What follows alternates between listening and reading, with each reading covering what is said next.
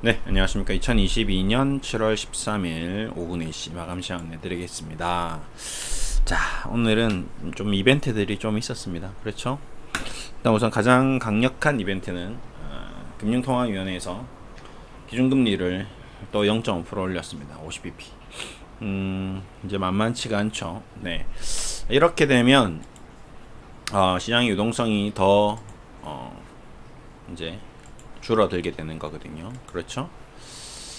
쉽지가 않습니다. 이제 주시장이 안 그래도 지금 금리 올리고 나서 대한민국 주시장이 두 가지 변곡점이 있었죠. 첫 번째 공매도가 이제 제한이 풀리면서 공매도가 다시 개시가 된 거고, 그와 더불어 금리가 올라가기 시작했습니다. 두 가지, 공매도와 금리. 그러면서 시장의 유동성이 줄어들고, 그러고 물가 인플레이션, 그리고 어떤 경기 침체로 가는 그런 국면. 약간 복잡하게 됐습니다. 지금 은행 예금 적금 금리 줄줄 인상 뭐 이런 식으로 나왔습니다. 그러면서 이제 예금 금리가 이제 많이 올라가게 되는 거죠. 이렇게 이제 네이버에서 예금을 검색하시면 지금 3.8, 저축은행 예금금리가 3.8,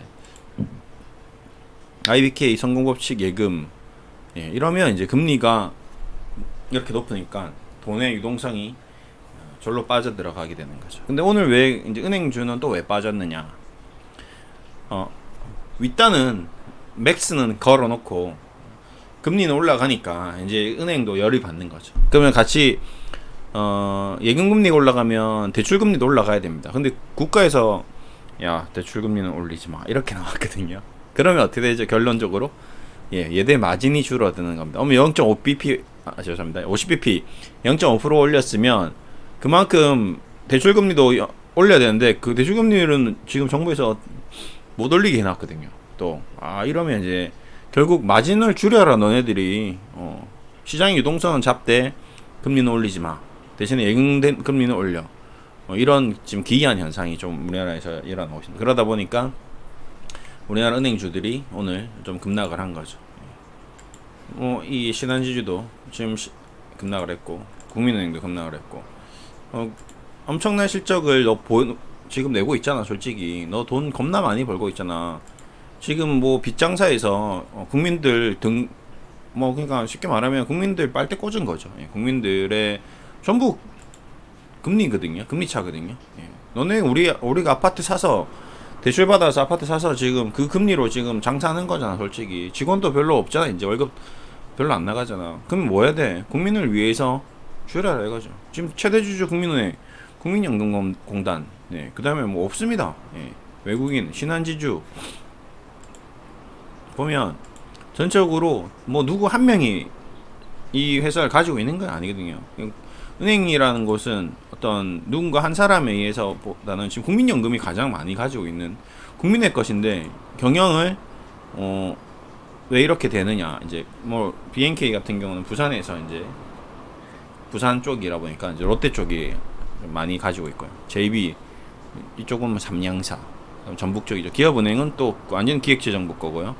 DGB, 신한금융 뭐 이러면 뭐 DGB 죄송합니다. 제주은행이 신한금융 거고요. DGB도 역시 마찬가지 국민연금. 그러니까 금융권이 이제 국민의 우리의 노후 자산. 저도 매년 이제 비가 엄청 많이 오네요. 연금을 계속 납입하고 있는데, 그러면 누굴 위해서 이 수많은 유보금, 우리가 재무제표를 봤을 때 올해 이렇게 나왔던 실적을 도대체 이 현금 유보금을 누가 가져갈 거냐 이거거든요. 배당으로 돌려줘야 되는데, 그럼 배당으로 돌려주느냐? 배당도 많이 주지 말해. 그럼 뭐 어떻게 하자는 거야? 웃기는 거죠. 지금 뭐 4조 DGB 4조 현금 들고 있습니다. 이거 뭐 어떻게 할까요? 그러니까 골 때리는 이 자본을 최대한 어떻게든지 이익여금을 이제 줄여 나가는 거죠. 너네들 이렇게 돈 많이 벌지 마. 마진 낮춰. 이제 이렇게 되는 상태라 보니까, 그럼 이익 감소로 인해서 주가가 이제 좀 하락하는. 그러니까 이거는 지난번에도 제가 그 중간 배당 즈음을 해서 이제 커멘터리를 했습니다. 중간 배당 받으러 들어갈 타이밍이 아니다. 저도 작년에 재작년 은행주에 대해서 엄청 많이 코멘트를 했고 수익도 많이 내드렸고 뭐 좋은 코멘트를 많이 했는데, 이번에는 제가 확실히 얘기했습니다. 뭐 나중에 가서 방송을 다시 보시면 아시겠지만 은행주는 지금 중간 배당 먹자고 들어갔다가는 조금 골 때릴 수 있다. 왜? 이유는 뭐냐? 그때 뭐라고 얘기해드렸죠? 첫 번째 이유가 정부의 정책에 반하지 마라 였습니다. 예, 제가 주식시장을 오래 있다 보니까요. 네, 요때 9일 전에 이제 얘기 드렸는데, 이때가 이제 그 주식 배당 관련돼서 딱 이때죠. 그렇죠? 예. 정부에서 이걸 규제를 하기 시작하면 은행주도 그렇고 정유도 그렇고 분명히 제가 이번 금융과 은행은 2분기 실적이 어메이징하게 나올 겁니다 라고 얘기했습니다. 아마 나오긴 할 거예요. 근데 문제는 이제 3분기 4분기 앞으로 계속 그 이익을 줄여 나갈 겁니다. 감소시킬 거라고요. 누가? 정부에서. 왜? 뭐 국회의원, 정부에서. 은행도 정유도 당장 물가에 직접적인 영향을 미치는 거죠. 우리가 금리 계속 올라가면서 배당 뭐 그런 것들 받겠지만 뭐 그래도 은행이 아무리 돈을 잘 벌더라도 결국 국민들이 힘들어지면 이자 소득 이자 계속 내버리면 뭐 미치는 거거든요. 그래서 어쨌든 하나금융지주도 중간 배당이 뭐 거의 1.7%, 뭐 1.8%, 뭐 2% 육박했는데 그거 받았다가는 지금 10% 빠진 거거든요. 예. 그렇습니다. 그러니까 지금은 이제는 근데 또 제가 얘기 드렸던 게 이제 동시에 그러면 어떻게 될지는 모르니 일단은 많이 떨어지면 그때는 어떻게 얘기했죠? 예. 나중에 연말 배당이 나오는 기업이 있습니다. 지금 중간 배당 나오는 기업은 손을 대지 말고 나중에 연말에 배당이 많이 나오는 기업은행은 좀 체크해 놓자 했는데, 기업은행은 실적으로 9,500원 대비해서 한 5% 정도밖에 안 빠졌다는 거죠. 왜? 얘는 중간 배당락도 없었고, 그리고 주가도 그동안 뭐 그렇게 많이 올라갔던 것도 아니고, 그리고 기업은행은 당장 서민들 대상으로 해서 이자놀이 하는 기업이 아니죠. 얘는 기업 대상이기 때문에 어차피 뭐 얘네들도 기업도 이자를 그렇게 많이 높이지는 못할 겁니다. 예, 어쨌든 당장 같은 은행이라면 저는 이 많은 은행 중에서 이제 기업은행이 가장 괜찮지 않겠냐라고 얘기 드렸고, 앞으로 만약에 기업은행이 여기서 더 빠지면 배당 수익률이 현재 가격 대비했을 때 못 줘도 그래도 뭐 5% 이상은 꾸준히 좀 주지 않겠냐라는 얘기도 드렸습니다. 그래서 저는 개인적으로 이제 지금 7월이니까요. 8, 9, 한 10월, 한 9월 넘어갔는데 기업은행이 뭐 주시장 폭락하고 뭐 마탱이 가고 이상해지고 8,000원 막 이렇게 가버리면 그때는 진짜 관심을 가져야 된다. 근데 단 조심해야 될 거는 무조건 가격이 떨어진다고 주식을 사는 건 아니죠. 왜? 아까 얘기했던 경기 침체 리세션으로 가버리면 그때는 기업들이 도산할 수 있거든요. 그렇죠?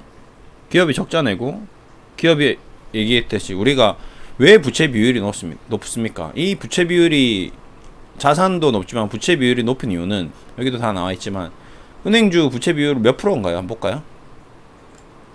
이 표시가 안 되는데 다 보시면 1200%, 1200%, 1400%, 1300% 이렇게 부채 비율이 높은 이유는 자기 자본도 많지만 얘네들이 자기 자본 대비했을 때 그만큼 고객 자산이 많이 가지고 있는데, 이 고객 자산이 당연히 갚을 거라고 생각했는데 서브프라임 모기지론이 왜 터졌을까요? 갚기로 했던 사람들이 안 갚았어요. 예, 뭐 빅쇼트라는 영화를 다시 보시면 아시겠지만 누가 빌려간지도 모릅니다. 빌려간 사람의 돈을 또 담보로 또 대출을 또 받고, 이 아파트에 지금 예를 들어서 우리도 뭐 지금 제가 신용 많이 얘기하지만 아파트를 대출을 담보 대출을 했는데 그 담보 대출로 받은 그 돈으로 차를 샀어. 그 차에 대해 또 대출을 받았어. 그 대출을 받은 돈으로 또 신용카드 대출을 또 받았어. 그냥 3배, 4배, 5배 막 대출을 받은 거죠. 그럼 얘네들 신용불량자가 되고 그 다음에 이제 돈을 못 갚게 되는 상태가 되면 전부 다 회수를 하는 거죠. 그때는 어떻게 되는가? 근데 이미 얘는 돈을 다 썼어. 그 대출 받은 돈으로 다 쓰고 그렇게 버린 거죠. 그러면 얘는 이제 파산 신청하겠지만 결국 그거에 대한 책임은 누가 집니까? 예.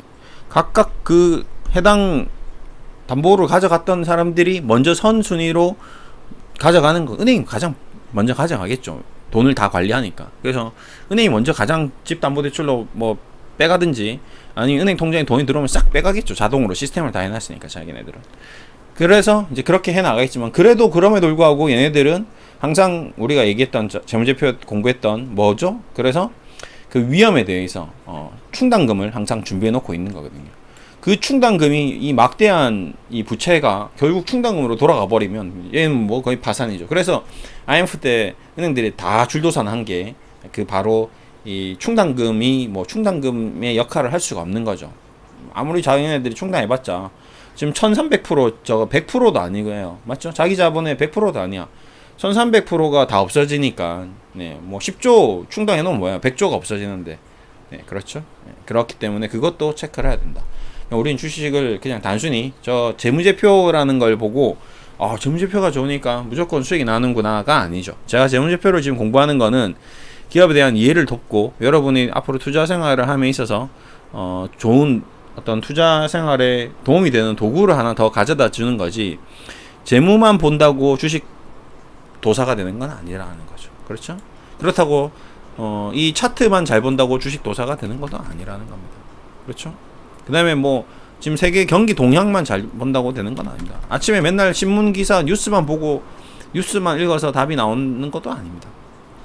네. 그 모든 것들을 다 봐야 되죠. 아침에 전 세계 글로벌 시황, 경제 지표, 그 다음에 뭐 지금 네이버에 가시면 각종 세계 어떤 금융 지표, 그 다음에 실물 자산 가격, 구리, 금, 은, 동, 시세가 어떻게 바뀌는지 봐야 되죠. 볼 게 너무나도 많습니다. 지금 저도 눈 뜨면 국제유가부터 시작해서 뭐 너무 많이 보는 거죠. 지금도 국제유가가 또 급락을 했는데 이제 국제유가가 급락하면 그래도 주식시장에 좀 도움이 되지 않겠나라는 생각을 또 할 수도 있는데 동시에 국제유가가 급락하면서 야 이것이 이제 경기 침체인가 하는 또 이상한 얘기를 합니다. 이게 참 주식시장이 거지 같아요. 국제유가가 올라서 인플레이션 때문에 금리를 올렸더니 또 국제유가가 떨어져서 경기 침체라고 뭐 어느 장단에 맞춰야 하는 거죠. 장단을 맞출 수가 없는 거죠. 어렵다는 겁니다. 그래서 지금같이 이렇게 어려울 때는 제일 좋은 게 뭐죠? 가만히 있는 게 제일 좋습니다. 저번에도 얘기 드렸지만 잘 모를 때는 그냥 쉬는 게 답입니다. 왔다 갔다 하느니 그냥 가만히 기다리는 것도 그때 그게 답이 될 수 있습니다. 여기 보시면 저희가 이제 주식 투자 경험을 저도 많이 올려놨지만 결국 주식 투자 철학이 이 내용들에 다 있습니다. 뭔가 이쪽도 저쪽도 아닐 때는 이제 쉬는 것이 또 답입니다.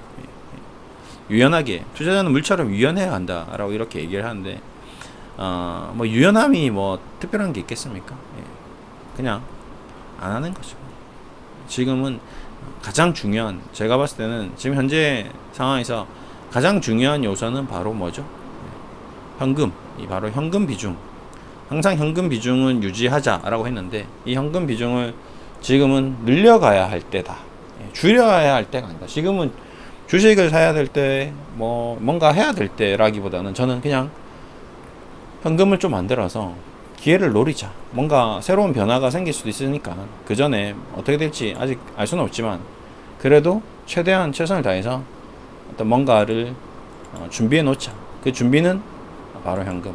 그래서 저는 여러분들께 오늘의 주식시장 현재 상황은 뭔가 이 좋은 주식을 빨리 찾아서 빨리 이걸 사고 저걸 사고 저걸 사고 막 이렇게 할 때가 아니라 지금도 올라오고 뭔가 현금이 좀 될 만한 것들은 좀 정리해서 현금을 좀 만들어놔야지. 왜? 그 다음에 또 이 금리 인상으로 인해서 우리나라 주식시장이 또 어떻게 될지 또 봐야 되고 그 다음에 이번 달 말에 또 미국 금리 또 어떻게 봐야 되고 그러고 나면 제가 봤을 때는 이제 한 8월, 9월 이렇게 되면 어느 정도 금리 인상해서 나갈 자금 다 나가고 정리될 거 다 정리되고 그러면 외국인들이 이제 수급적으로 좀 가벼워진 상태에서 좀 뭔가 움직임 좀 주지 않을까 이렇게 좀 전망하고 있습니다. 그래서 좀 최대한 한번 무리하지 말고 좀 차분히 좀 기다리면 좋을 것 같습니다. 지금 밖에 비가 엄청 많이 오는데요. 일단 소나기는 피해야 됩니다. 지금 저렇게 비가 오는데 이거 일단 당장 뭐 쉬어야 되죠. 뭐 피해 있어야 되는 겁니다. 저 피해를 다 맞을 수는 없는 겁니다. 그렇게 좀 얘기 드리면서 마무리하겠습니다. 감사합니다.